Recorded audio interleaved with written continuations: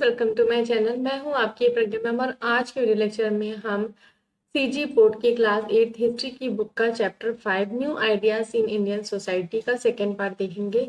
First part हम देख चुके हैं जिसमें हमने काफी सारी चीजों के बारे में डिस्कस किया, जैसे कि हमने अनु के क्वेश्चन देखे कि गुरु घासीदास जयंती जो है वो क्यों बनाई जाती है, उसके फादर उसको आंसर देते हैं।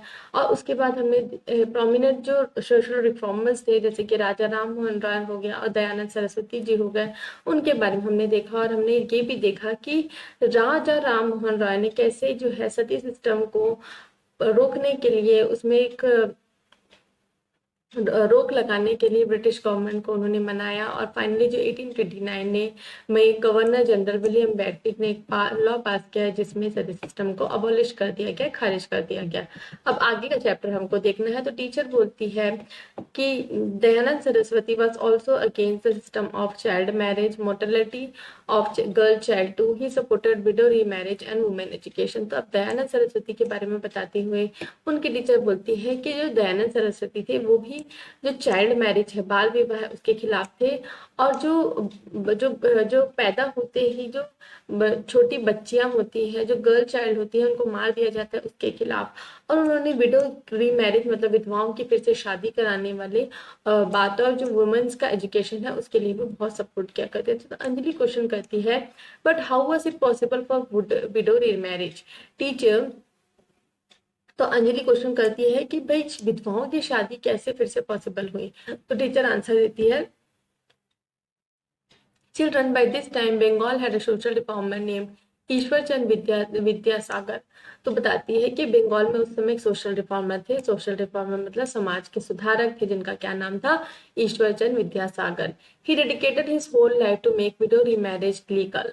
और उन्होंने अपनी पूरी जिंदगी जो है इसी टॉपिक में मतलब विधवाओं की शादी कराने के लिए, उसको लीगल बनाने के लिए उन्होंने अपनी पूरी जिंदगी लगा दी। He also got a massive support for his movement. और उसको बहुत ज्यादा सपोर्ट भी मिला। मासिव सपोर्ट मतलब बहुत सारे लोगों का सपोर्ट भी मिला इस अभियान में। Along with this in Maharashtra, Pandit Vishnu Shastri himself married a window and set an example in the society. अब इनके साथ साथ महाराष्ट्र में एक पंडित विष्णु शास्त्री नाम के इंसान है जो कि खुद एक विधवा से शादी करते हैं और सोसाइटी में एक एग्जाम्पल देते हैं कि हाँ भाई, विडो की शादी करने से कोई भी इलीगलिटी नहीं है, कोई भी पाप नहीं होने वाला। Krishna Gopal Bhandarkar got his widow daughter remarried even against the agitation of fundamentalist। तो जो रामकृष्ण गोपाल भंडारकर, उन्होंने अपनी जो बेटी है जो विधवा हो चुकी थी उसके फिर से शादी करा दी। जबकि जो फंडामेंटलिस्ट है, ठीक है, जो रूढ़िवादी लोग हैं, जो धर्म के बारे में बात करते हैं, उन्होंने बहुत ज्यादा उनको विरोध किया। He got support from Mahadev Govind Ranade. और उनको किसने सपोर्ट किया? महादेव गोविंद रानडे ने सपोर्ट किया। In Andhra Pradesh also, Vringlingam Vireshlingam supported widow remarriage. As a result, in 1856, widow remarriage lack was enacted। तो बहुत सारे लोगों के विडो रीमैरिज जो है उसके लिए सपोर्ट करने के बाद एट लास्ट जो है 1856 में विडो रीमैरिज लॉ जो है वो निकाला गया। तो today child marriage, sati system and dowry system etcetera are restricted law. तो आज जो है ये तीनों जो कुप्रथाएं हैं वो हमारे समाज से खत्म हो चुकी है। उसके बाद ना Avantika ask teacher to explain about child marriage. अब अवंतिका जो है टीचर को बोलती है कि आप कुछ चाइल्ड मैरिज के बारे में बताइए। तो polygamy and dowry system and how did the agitation spread wide spread. तो अवंतिका बोलती है चाइल्ड मैरिज के बारे में बताइए, पॉलीगमी और डॉरी सिस्टम के बारे में भी बताइए। चाइल्ड मैरिज मतलब बाल विवाह होता है। पॉलीगमी जैसे कि हम पहले देख चुके हैं, बहुत सारी शादी मतलब एक से ज्यादा शादियां करना, ठीक है। जो मैन है वो एक से ज्यादा वाइफ्स रखते थे, बीवियां रखते थे। और डॉरी सिस्टम जो दहेज प्रथा होती है, तो इनके खिलाफ क्या क्या जो है आंदोलन हुए, विद्रोह हुआ। टीचर एक्सप्लेन अबाउट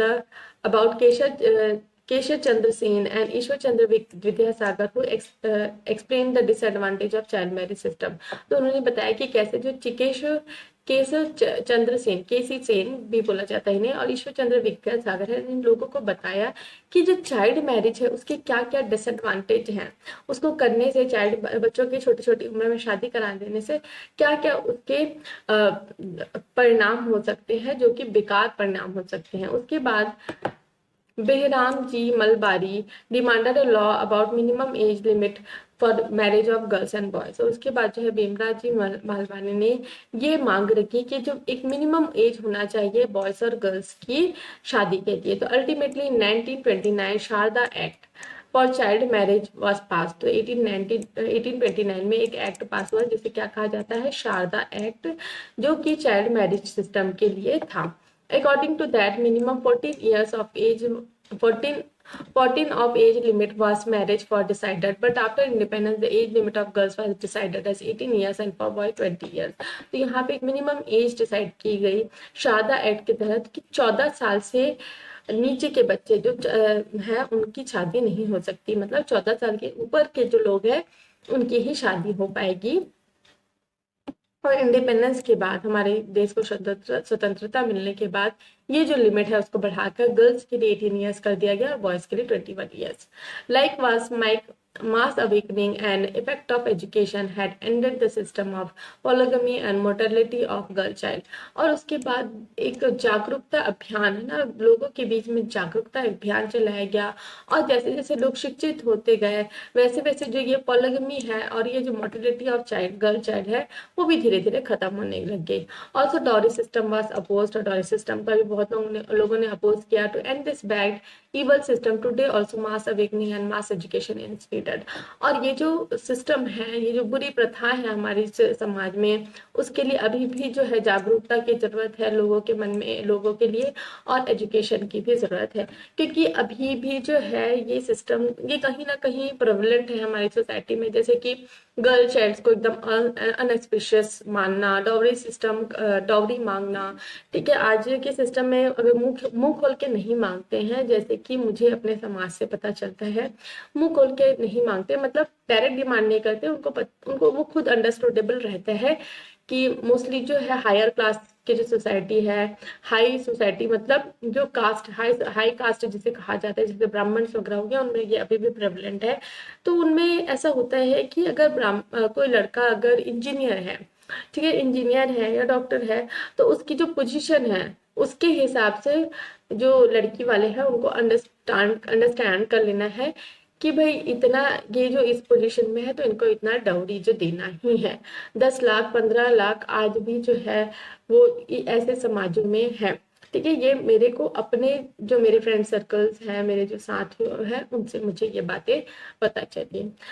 तो थिंक अबाउट, तो अब हमको सोचना है कि whether child marriage is going on also, क्या अभी भी चाइल्ड मैरिज होते हैं, सही में होते हैं भाई? कि कई जगह मैंने सुना है कि जो छोटे छोटे एरियाज होते हैं, गांव देहात वाला जो एरिया होता है, वहाँ अभी भी 15 साल 16 साल में लड़कियों की शादी करा दी जाती है। और ये गर्ल चाइल्ड इज कंसिडर अनस्पेशल बहुत सारी जगह अभी भी है। आपने न्यूज़पेपर वगैरह में देखा होगा, टीवी में देखा होगा, कई जगह जो है छोटी छोटी बच्चियों को छोड़ दिया जाता है पैदा होते ही। और डॉरी सिस्टम, हाँ डॉरी सिस्टम भी अभी भी है हमारे समाज में। तो अनु आस्क टीचर, अनु ने टीचर को पूछा to remember that social reformers tried for women education also. तो बहुत पूछती है कि क्या जो ये सोशल रिफॉर्मर्स है उन्होंने वुमेन्स के एजुकेशन के लिए भी काम किया। Then teacher said yes and no. Almost all social reformers thought if women were educated, there will be awakening of self-confidence among them। तो टीचर्स को बताया कि हाँ, तो जितने भी सोशल रिफॉर्मर्स हैं उनके यही सोचते थे कि अगर वुमेन एजुकेट हो जाएगी, वुमेन को शिक्षित कराया जाएगा, तो उनके अंदर एक सेल्फ कॉन्फिडेंस की भावना आएगी, ठीक है। वो अपने आप को समाज में जो वो बंधी हुई है उससे बाहर निकलने की कोशिश करेंगी। तो यहाँ पे पिक्चर दी गई है केशव चंद्र सेन की। तो they can perform there responsibilities in the society. और उसके बाद अगर वुमेन एजुकेटेड हो जाती है तो उनकी जो रिस्पॉन्सिबिलिटी है सोसाइटी के लिए, उनको वो निभा पाएगी। It is not only for development of women but it was also important for the society. तो अभी वुमेन्स के डेवलपमेंट के लिए ही जरूरी नहीं था, हमारी जो सोसाइटी है अगर उसको भी हमको डेवलप करना है, क्योंकि सोसाइटी में मेन और वुमेन दोनों साथ मिलकर चल रहे हैं, साथ मिलकर रहते हैं, तो ये बहुत ही जरूरी है। अगर मेन एजुकेटेड है तो वुमेन्स को भी एजुकेटेड होना ही पड़ेगा। इन 1849 में Ishwar Chandra Vidyasagar with his effort started Bethune school at Calcutta. तो यहाँ पे विद्याचंद्र सागर ने अपने एफर्ट्स वगैरह लगा के एक बैथुन स्कूल लगाया कलकत्ता में। This was the first girls school, और ये पहला गर्ल्स स्कूल था। बहुत ही इंपॉर्टेंट पॉइंट्स है इस चैप्टर में, जहाँ पे भी आपको ये जो सोशल रिफॉर्मर्स का नाम, उन्होंने कौन से स्कूल्स बनाए, किस लिए वो लड़ाई लड़े, कब कौन सा एक्ट आया, ये सारी चीजें आपको याद रखना बहुत ही जरूरी है. Even after social opposition and outcasters, they got admission and also showed courage in getting education. तो यहाँ आपको बता रहे हैं कि जो सोशल समाज में ऑपोजिशन की बात भी, और है ना, उसके बाद भी उन्होंने स्कूल में एडमिशन लिया और अपना करेज दिखाया, बहादुरी दिखाया कि हाँ भाई उनको भी एजुकेशन चाहिए, उनको भी शिक्षित होना है.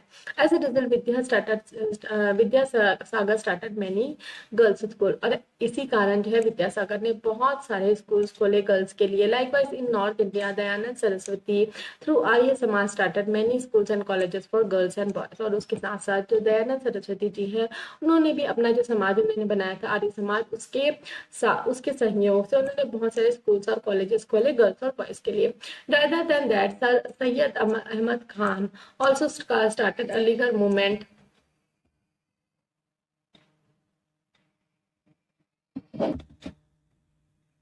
तो सर सैयद अहमद खान को ने स्टार्ट किया अलीगढ़ मूवमेंट, जिसमें उन्होंने जो मुस्लिम सोसाइटी उसको डेवलप करने की ठानी.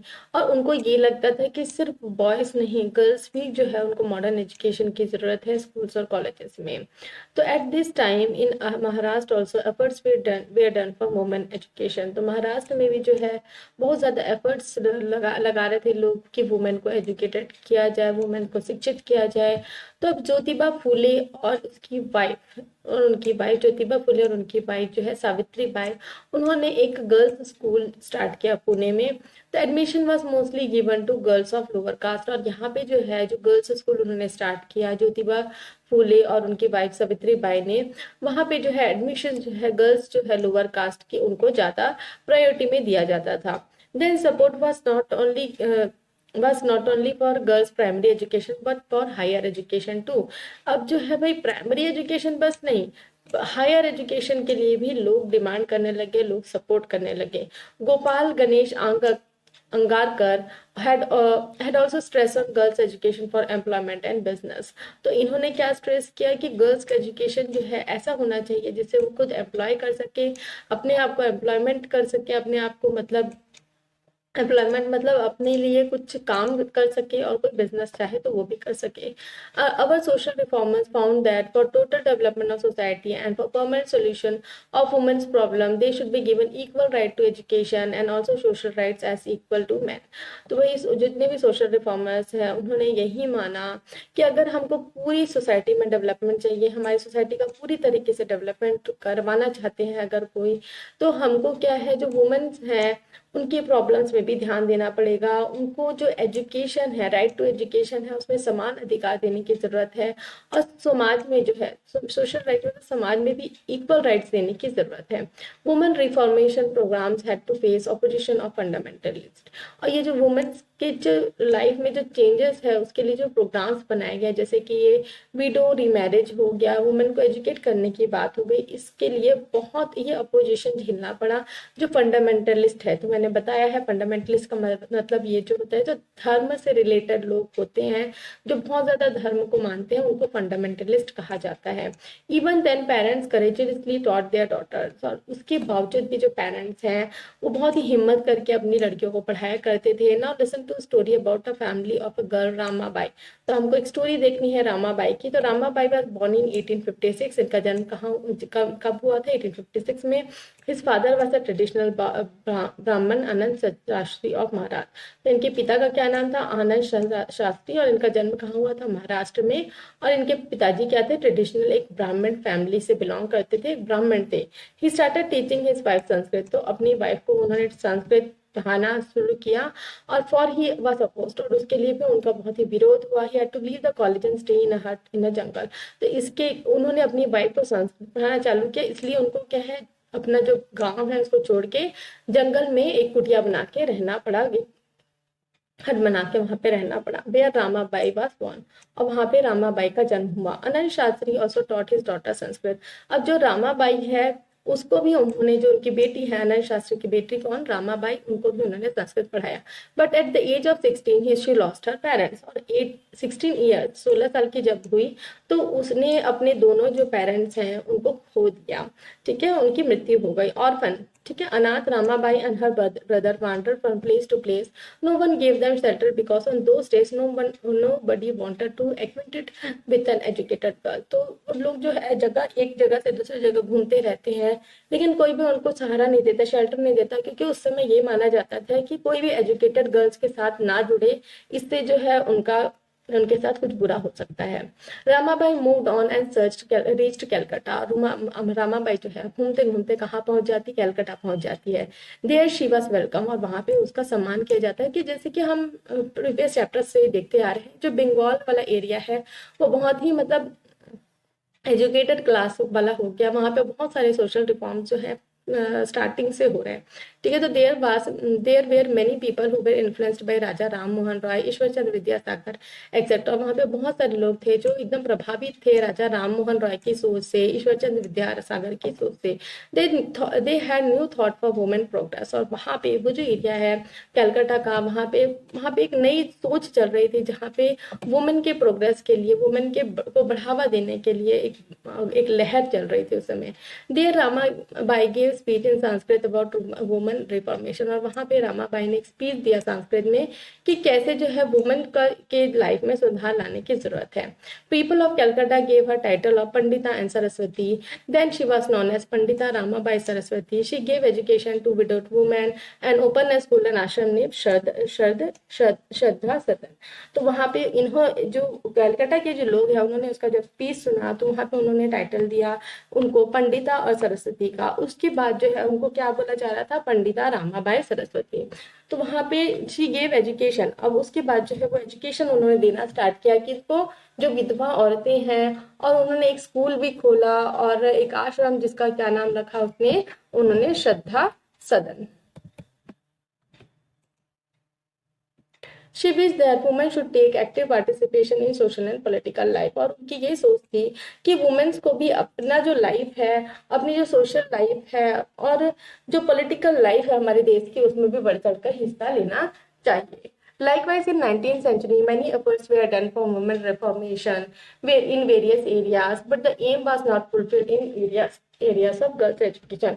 तो ऐसे ही 19th सेंचुरी में बहुत सारे एफर्ट्स लगाए गए कि वुमेन्स की जो लाइफ है उसमें चेंजेस लाया जाए, ठीक है, अलग अलग एरियाज में, लेकिन जो एम था कि गर्ल्स को एजुकेशन दिला पाए, वो क्या है, सक्सेसफुल नहीं हो पा रहा था, वो फुलफिल नहीं हो पा रहा था। यहाँ पे पिक्चर भी दी गई है पंडिता रामबाई सरस्वती की। अब जो है अवंतिका क्वेश्चन करती है कि did the reformers try to eradicate the caste system. तो अवंतिका क्वेश्चन करती है कि क्या जो ये रिफॉर्मर्स थे, क्या ये जो समाज में सुधारक है, वो जो समाज में जो कास्ट सिस्टम है उसको भी वो हटाना चाहते थे। इरेडिकेट मतलब हटाना। तो टीचर आंसर करती है yes caste system was the cause of division of the society into 2 classes, upper and lower caste. तो आंसर करती है हाँ भाई, कास्ट सिस्टम जो है उसको भी, ये जो डिविजन है हमारे सोसाइटी का जिसमें अपर कास्ट और लोअर कास्ट की बात होती है, छुआछूत की भावनाएं होती है, उसको भी ये रिफॉर्मर्स जो है वो हटाना चाहते थे, इस हमारी सोसाइटी से बाहर निकालना चाहते थे। ये जो कुरीति है, ये जो कुधारणाएं हैं उनको। People of lower caste were not allowed to enter the temple and also they could not fill water from the well. तो जो लोअर कास्ट के जो लोग हैं जिन्हें अछूत माना जाता था, उनको मंदिर में जाने की मनाही हुआ करती थी, और वो कुएं से, जहां से कॉमन पीपल जो है पानी लेते थे, वहां से वो पानी नहीं ले सकते थे। दे वे कंसिडर्ड ट्राइबल मतलब अछूत माना जाता था उनको। Institutions like Ramakrishna mission to caste system as a challenge, और कई सारे इंस्टीट्यूशन बने, जैसे कि रामकृष्ण मिशन एक इंस्टीट्यूट है जिन्होंने कास्ट सिस्टम जो है उसको एक चैलेंज की तरह लिया कि भाई इस जो कुप्रथा हमारे समाज में चलती आ रही है उसको हटाना है। विद द इन्फ्लुएंस ऑफ ब्रह्म समाज इन महाराष्ट्र, परमहंस समाज वाज एस्टैब्लिश।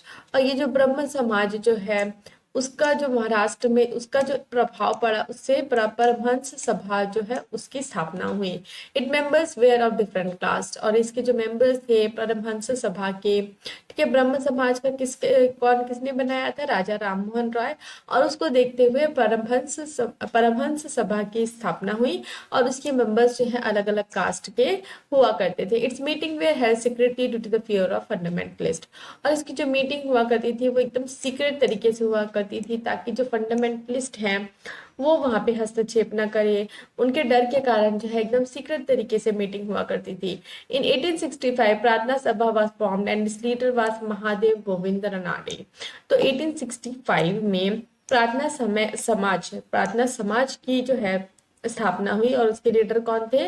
महादेव गोविंद रनाडे। जैसे कि मैंने पहले भी कहा है, कौन सा सभा, कौन से जो लीडर्स है उन्होंने उसको एस्टैब्लिश किया, ये सब आपको जान के रखना है, बहुत इंपॉर्टेंट होता है। He criticized differentiation among caste and untouchability, और इन्होंने क्या किया? महादेव गोविंद रानडे ने उन्होंने आलोचना की, ये जो डिफरेंशिएशन है, ये जो भेदभाव है कास्ट की बेसिस में, और ये जो अनटचेबिलिटी वाली जो भावना है उसकी। Jyotiba Phule was born in a caste which looks after garden, but he spent his whole life in the upliftment of the lower caste। तो वैसे ही ज्योतिबा फुले करके एक लेडी है जिनका जन्म कहाँ हुआ? एक ऐसे कास्ट में जो गार्डन की देख रेख किया करते थे, मतलब एक छोटे कास्ट में उनका जन्म हुआ, और उन्होंने अपना पूरा जीवन समर्पित किया उत्थान के लिए। किनके? जो लोअर कास्ट पीपल है उनके उत्थान के लिए उन्होंने काम किया। To speed up his effort in 1873, he introduced virtuous purifier society, और अपने जो एफर्ट है उसको बढ़ाने के लिए उन्होंने वर्चुअस प्यूरिफायर सोसाइटी नामक एक सोसाइटी का गठन किया। The main motto of this institution was to provide equal rights to lower caste people, और इनका मेन उद्देश्य क्या था इस इंस्टीट्यूशन का? कि वो इक्वल राइट्स दिला सके जो लोअर कास्ट पीपल और जो अपर कास्ट पीपल है, जिनमें जिनका अधिकार अलग अलग है, उन अधिकारों को समान रूप से जो है वो लोअर कास्ट तक भी पहुंचा सके, इसलिए उन्होंने काम किया।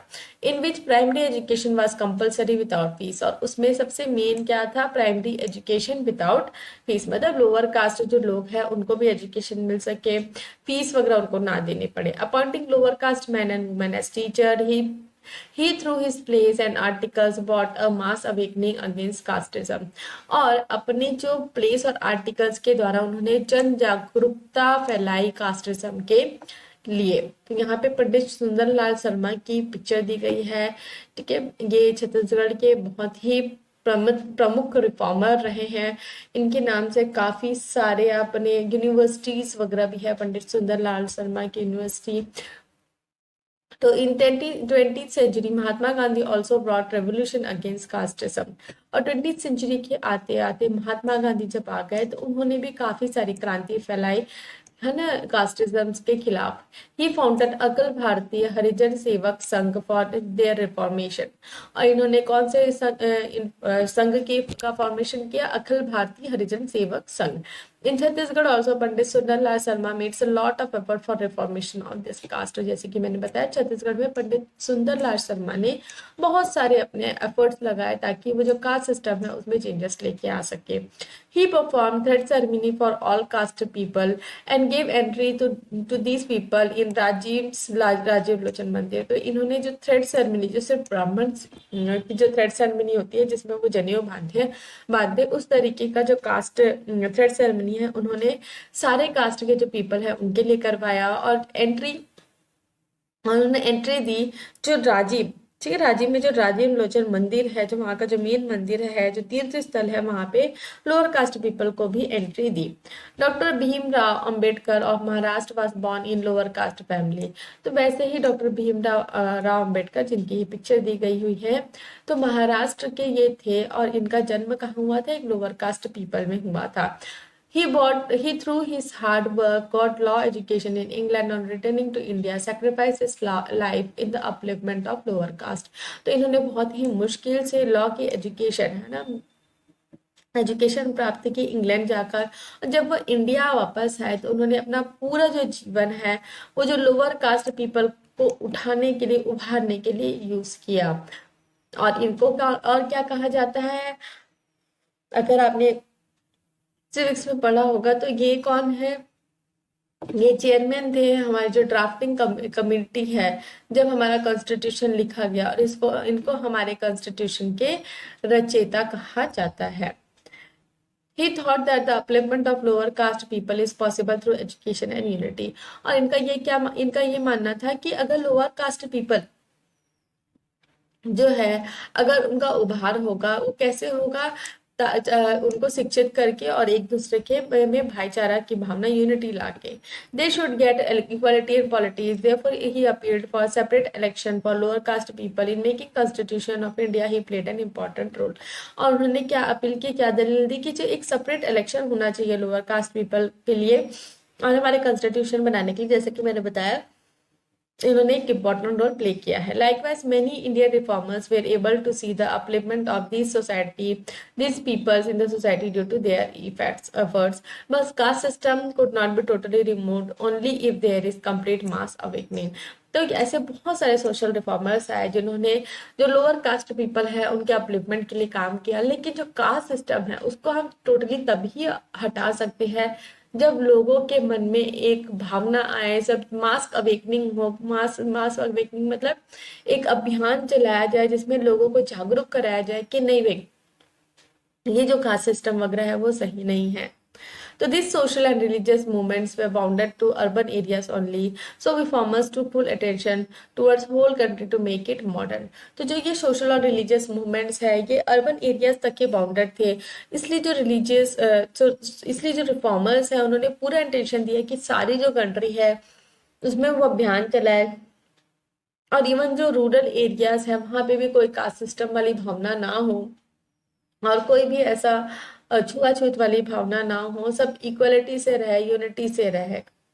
तो यहाँ पे ये चैप्टर भी खत्म होता है और ये बहुत ही इंपॉर्टेंट चैप्टर था। बहुत सारे यहाँ पे सभा और बहुत सारे इंपॉर्टेंट पर्सन्स के बारे में हमको जानने के लिए मिला। तो ये चैप्टर को बहुत ही ध्यान से पढ़े, अच्छे से पढ़े।